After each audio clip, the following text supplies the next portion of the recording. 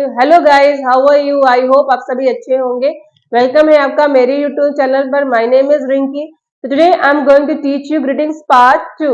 आज मैं आपको ग्रीटिंग्स पार्ट 2 पढ़ाऊंगी क्योंकि ग्रीटिंग पार्ट 1 मैंने आपको ऑलरेडी मेरे प्रीवियस बैच में पढ़ाया है जो यूट्यूब में अवेलेबल है। So dear, I am going to teach you greetings part 2।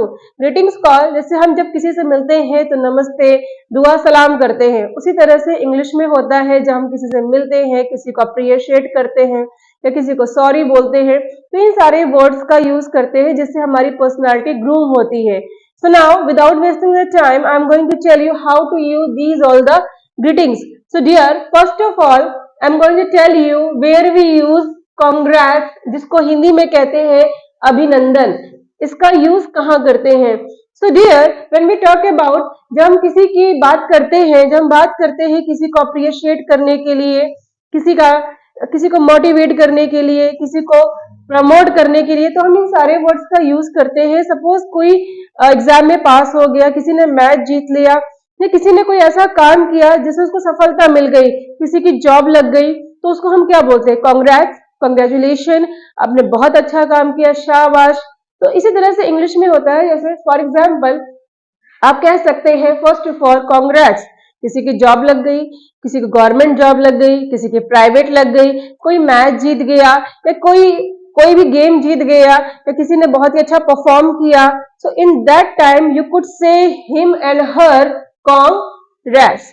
Second is congratulations, आप उसे कह सकते हैं congratulation. Then I am really pleased for you, मैं आपके लिए बहुत खुश हूं, आपने अच्छा परफॉर्म किया, आपको जॉब मिल गई, आपको इतनी खुशी मिल रही है इस काम से, तो मैं भी आपके साथ बहुत खुश हूं। ओके, जिसका मतलब होता है आई am really pleased for you. Now next is you deserve it. You deserve it मतलब आप इसको डिजर्व करते हैं, आप इसके लायक हैं, आप इसके योग्य हैं, जिसका मतलब होता है यू डिजर्व इट। नेक्स्ट है दैट्स ब्रिलियंट, बहुत बढ़िया। The work you have done, जो आपने काम किया है, जो आपको सफलता मिली है, बहुत ही अच्छा। नेक्स्ट है I knew you could do it, मुझे पता था कि आप ये कर सकते हैं, मुझे पता था कि आप इसको कर सकते हैं, जिसका मतलब होता है I knew you could do it. So now बच्चों को डांटते समय, द नेक्स्ट इज, अगर हम अपने बच्चों को डांटे, वैसे बच्चों को ज्यादा डांटा नहीं जाता है, मगर क्या करें, बच्चे बहुत शैतान भी होते हैं। मेरे भी 2 बच्चे हैं जो बहुत शैतान हैं, मगर कभी कभी उन्हें डांटना भी पड़ता है, डांट भी जरूरी होती है। तो उन्हें इंग्लिश में हम कैसे डांटे? जैसे आप कोई टीचर हैं, आप टीच करते हैं, तो इंग्लिश में बच्चों को कैसे डांटे? आप हाउस वाइफ है, अपने बच्चों को पढ़ाने के साथ साथ, अपने बच्चों को ब्रिंग अप करने के साथ साथ उन्हें थोड़ी सी इंग्लिश में अगर आप कम्युनिकेट करते हैं तो उनको भी धीरे धीरे आदत पड़ जाती है इंग्लिश बोलने की। तो अगर आप वो आपसे इंग्लिश सुनेंगे तो ऑब्वियसली वो भी धीरे धीरे इंग्लिश बोलने ही लगेंगे। तो सी हाउ टू स्कोल्ड, कैसे डांटते हैं? तो बी अ गुड बॉय, अगर वो बॉय है तो आपको क्या कहना है? Be a good boy. अगर वो गर्ल है तो be a good girl. That's enough मतलब बहुत हो गया, बहुत हो गई आपकी शैतानियां, तो that's enough. It is ultimatum, ये आखिरी चेतावनी है। अल्टीमेटम को हम हिंदी में कहते हैं आखिरी चेतावनी। नेक्स्ट है take care of next time, ठीक है, बच्चों को आपको कहना है कि अगर आप मिस्टेक कर रहे हो, चलो ठीक है, इस बार तो माफ किया, पर next time you have to take care, आपको ख्याल रखना है कि ऐसी गलती दोबारा ना हो।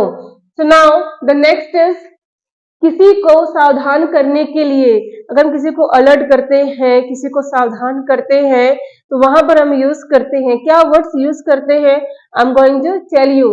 The first word is watch it, देखो, वॉच आउट, देखो, लुक आउट एंड लुक, आप इनमें से किसी भी वर्ड्स का यूज कर सकते हैं।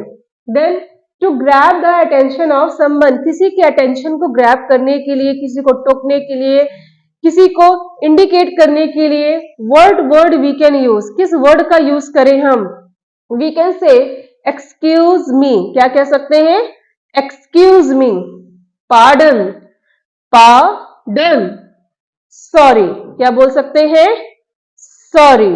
जैसे फॉर एग्जाम्पल एक्सक्यूज मी, अगर आपको किसी को बुलाना है और आप उनका नाम ही नहीं जानते हैं, तो in that time excuse me, pardon, आपको कुछ सुनाई नहीं दिया, वो आपसे बोल रहे हैं, बात कर रहे हैं, but you were unable to listen, आपको सुनाई नहीं दे पा रहा था, तो इन दैट टाइम उस समय आप कह सकते हैं pardon, sorry. Now next point देखते हैं, इनफॉर्मल। देखिए ये हमारे फॉर्मल वर्ड होते हैं जिन्हें हम हिंदी में बोलते हैं औपचारिक, और ये इनफॉर्मल होते हैं जिन्हें हम हिंदी में बोलते हैं अनौपचारिक। अनौपचारिक वर्ड हम अपने फ्रेंड सर्कल के साथ बोल सकते हैं, मगर अपने मीटिंग में, सेमिनार में ऐसे वर्ड का यूज, मतलब इनफॉर्मल वर्ड का यूज नहीं कर सकते हैं। देखते हैं कौन से वर्ड इनफॉर्मल होते हैं, जैसे हे you, hey you yeah hey. The next is unable to listen, जब आपको कुछ सुनाई ना दे, जब आपको कोई सामने वाला बंदा आपसे कुछ कह रहा है और आपको सुनाई नहीं दे रहा है, आप सही से समझ नहीं पाए उसकी बात को, वो कहना क्या चाहता है, so in that time which word could you use, आप कौन से वर्ड का यूज कर सकते हैं। First of all you can use sorry, क्या यूज करेंगे आप, सॉरी। अपार्ट फ्रॉम दिस, इसके अलावा भी आप सॉरी के और भी यूज कर सकते हैं बिना गलती के। जी हाँ, बिना गलती के आप सॉरी का यूज कर सकते हैं। Suppose you are sitting in class, आप क्लास में बैठे हैं, आपकी क्लास चल रही है, या फिर you are sitting in interview, आप किसी इंटरव्यू को क्रैक कर रहे हैं, वहीं पर आप बैठे हैं, या फिर आप किसी असेंबली में हैं, सेमिनार में हैं, और सडनली जैसे आपने छींक दिया, मीन्स यू स्नीज, आपको जमवाई आ गई, मीन्स यू यॉन, आपकी डकार आ गई, यू बेल्ट, तो in that time, during that time you could से सॉरी, आप क्या कह सकते हैं, सॉरी। देन आपका आता है पार्डन, जैसे मैंने आपको पहले बताया था कि अगर आप किसी वर्ड को सुन ना पाए तो वहां पर पार्डन या पार्डन प्लीज का यूज कर सकते हैं। देन आप यूज कर सकते हैं what with the expressions what did you से, क्या कहा आपने, व्हाट डिड यू से।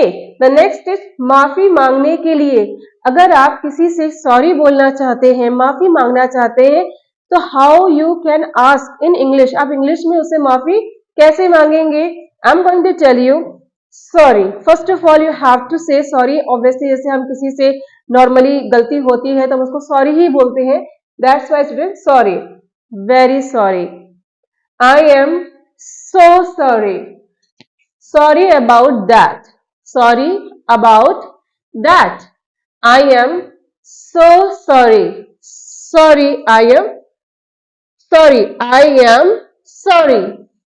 Then next is I am sorry for being late, sorry for being late, देर से आने के लिए माफी चाहता हूं या माफी चाहती हूं। आप कहीं जा रहे हैं या क्लास में देर से पहुंचे या किसी मीटिंग में देर से पहुंचे, तो वहां पर आप कह सकते हैं sorry for being late. The next is please apologize me, आपसे गलती हो गई और आप कहते हैं, आप दिल से माफी मांग रहे हैं कि प्लीज मुझे माफ कर दीजिए, तो वहां पर आप इंग्लिश में बोल सकते हैं please apologize me, forgive me, same means आप मुझे माफ कर दीजिए। This is the way to say sorry, ये तरीके हैं आपको सॉरी बोलने के।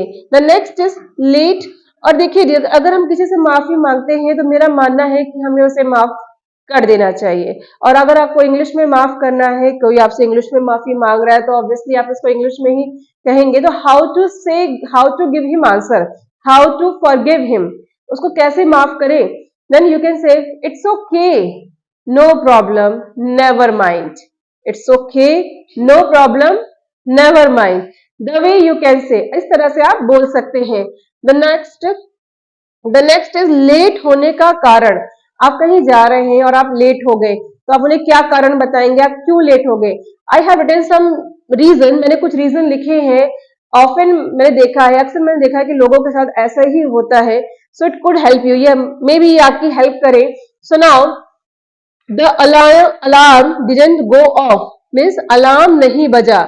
मोस्टली जब लोग जल्दी उठना होता है तो मोबाइल में अलार्म या अलार्म वॉच में अलार्म लगाते हैं, और बाय चांस अनफॉर्चुनेटली अलार्म नहीं बजता है, so you could say that reason the alarm didn't go off, alarm नहीं बजा। देन अचानक मेहमान आ गए, गेट सडनली टर्न अप, अगर आप हाउसवाइफ हैं या आप टीचर हैं, आप पढ़ाते हैं, हाउसवाइफ के साथ साथ आप टीचिंग भी करते हैं, या आपको कहीं जाना होता है या कोई मीटिंग में आपको इन्वॉल्व होना है और आप वहां पर लेट पहुंचे, तो हाउ कुड यू से, आप इंग्लिश में उन्हें कैसे बताएंगे? यू कुड से गेट्स, अगर अचानक से मेहमान आपके घर में आ गए तो इन दैट कंडीशन, उस कंडीशन में आप कहेंगे gets suddenly turn up. Next example देखते हैं, मेरी बस छूट गई। अगर आप बस से आते जाते हैं और आपकी बस मिस्ड हो जाए तो आप वहां कह सकते हैं I missed the bus. The next is बस देर से आती है, बस देर से थी, मतलब बस देर से आई।